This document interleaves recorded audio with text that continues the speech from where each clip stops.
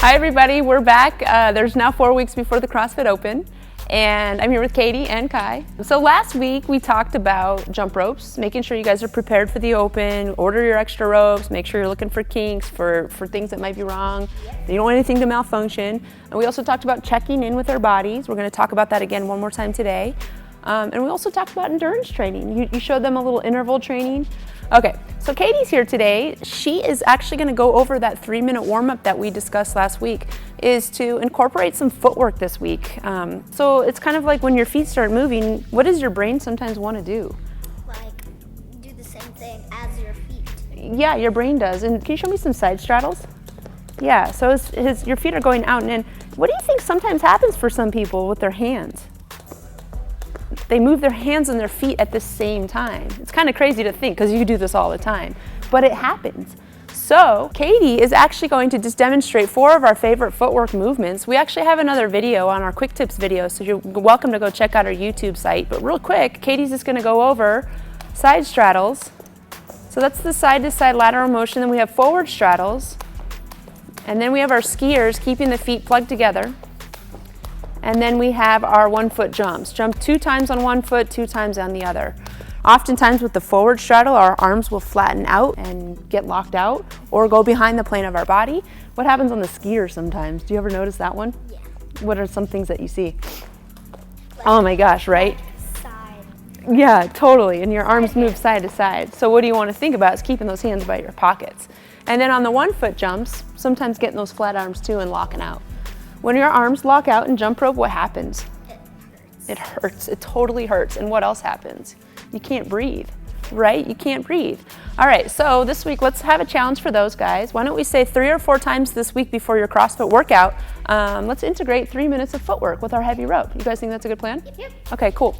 All right, so moving along, let's talk about our 10-minute challenge for you guys this week. We would like at least one time this week to do a 10-minute workout.